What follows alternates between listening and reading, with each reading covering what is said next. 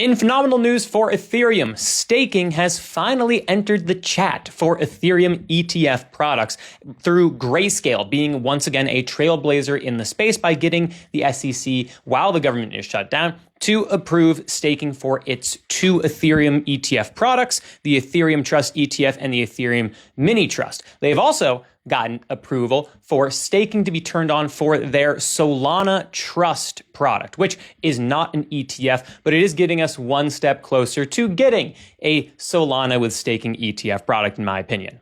So this is going to make the Ethereum ETF product, which has already been the second most popular ETF product to ever be released behind the Bitcoin ETF, even more attractive to people, as you will now be able to earn interest off of your staked Ethereum ETF itself. Now, I was of the opinion that we weren't going to be getting any news while the government was shut down, but what most likely happened here is that the SEC, it's not fully shut down when the government shut down. Most of the government is operating still under limited capacity.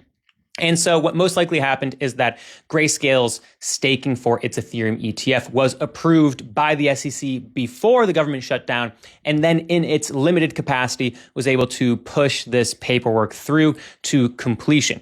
And also that Solana Trust that has staking being turned on, that product from Grayscale, that is not, as I said, an ETF. That is the same Solana Trust product that Grayscale has offered for a little bit over a year now, I believe, maybe even 2 years.